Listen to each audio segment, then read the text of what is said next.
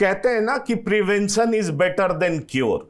अगर कोई आदमी पहले ही समझ जाए कि हमारे किडनी में कुछ प्रॉब्लम हो रहा है तो वो तुरंत डॉक्टर के पास जाए। किसी आदमी को अगर वो स्वस्थ भी है और 50 के आसपास है तो किडनी को स्वस्थ रखने के लिए उसको क्या कुछ करना चाहिए? मैं चाहूंगा आप ये दोनों बात बताएं।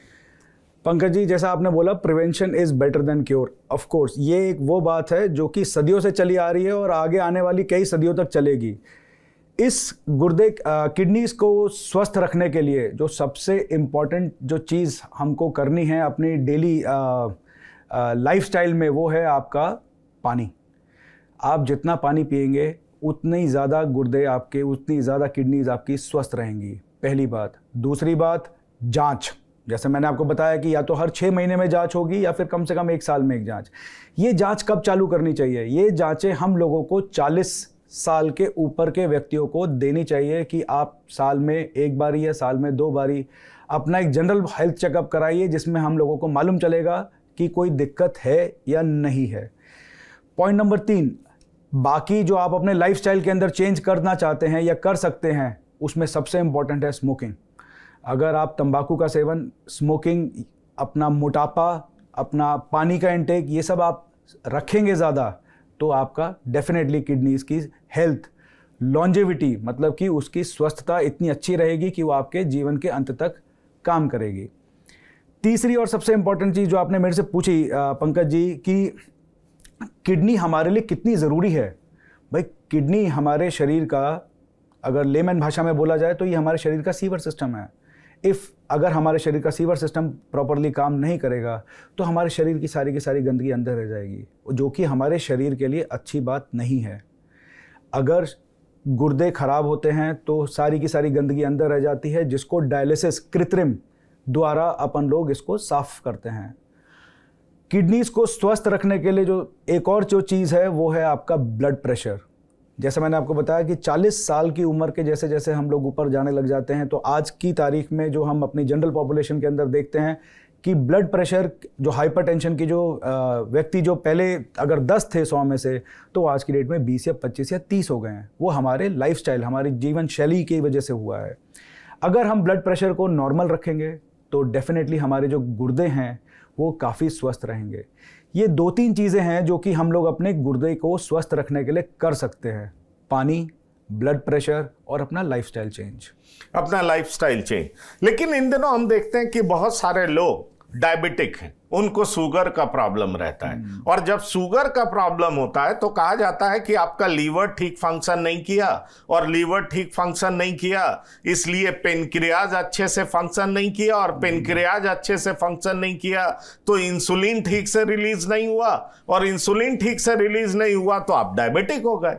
पर सवाल ये उठता है कि जब हम टेस्ट के लिए जाते हैं तो डॉक्टर अमूमन कहते हैं LFT भी करा लो, KFT भी करा लो।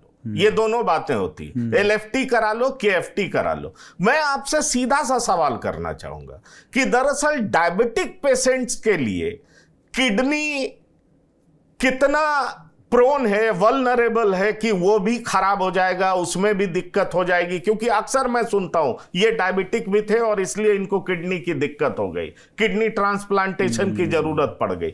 इन दोनों चीजों का क्या कनेक्शन है?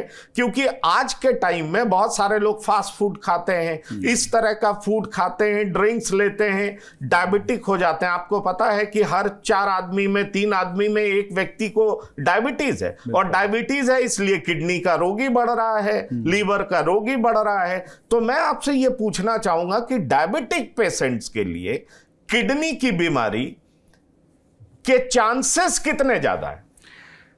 पंकज जी, मैं सबसे पहले आपको जीरो से चालू करके मैं आपको सबसे पहले ये बताता हूं कि गुर्दा का काम क्या करता है।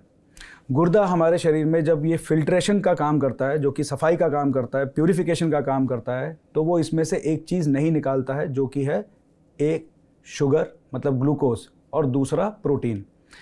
जैसे ही मरीज को शुगर की बीमारी जैसे डायबिटीज़ हो जाती है, तो जो सबसे इम्पॉर्टेंट जो डैमेज होता है गुर्दे को, उस डैमेज की वजह से पेशाब में जो उसकी फिल्ट्रेशन है उसके अंदर शुगर, ग्लूकोज और प्रोटीन, एल्ब्यूमिन आना चालू हो जाता है।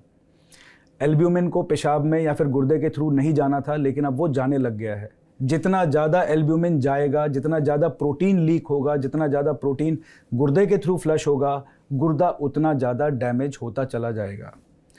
इसलिए बोला जाता है कि जब आप अपना LFT कराइए तो अपना KFT भी कराइए। क्यों? क्योंकि डायबिटीज़ की वजह से जिस प्रकार से आपका लिवर डैमेज होता है, फैटी लिवर होता है या पेनक्रियास डैमेज होता है, उसी प्रकार से धीरे धीरे करके डायबिटीज़ की वजह से किडनीज भी खराब होती हैं, क्योंकि प्रोटीन का लीक चालू हो जाता है। डायबिटीज़ अगर सही मायने में माना जाए तो ये डायबिटीज़ कोई एक सिंगल बीमारी, जैसे कि आप इसको पेनक्रियास की बीमारी बोल रहे हैं, जैसे इंसुलिन की बीमारी बोल रहे हैं, मैं इसको एक सिंगल बीमारी की तरह से देखता ही नहीं हूँ।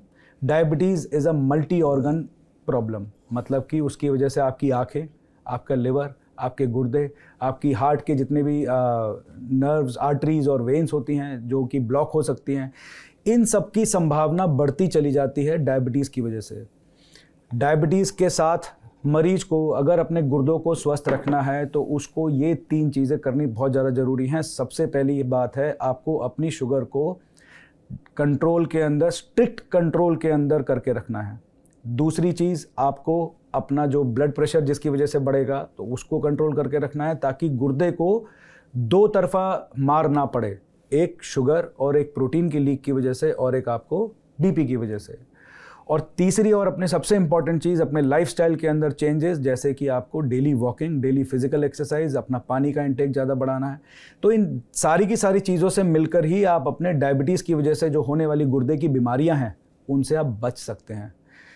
इसके अलावा आपने मेरे को एक और चीज़ बोली कि भाई जब आप डायबिटीज़ की बात करते हैं तो इसमें जो आजकल फास्ट फूड चालू हो गया है या ड्रिंक्स चालू हो गए हैं, हम लोगों ने अभी यही डिस्कस किया कि आपको लाइफस्टाइल चेंज करना है। जो फास्ट फूड है, जो जंक फूड है, जो ड्रिंक्स हैं, उनको आपको लिमिट में करना है। Moderation is the best treatment. आप जितना उनको कम खाइएगा, जितना उनको कम पीजिएगा, उतना ज़्यादा आपकी लॉन्जेविटी, आपके स्वस्थ रहने की संभावना बढ़ती चली जाएगी।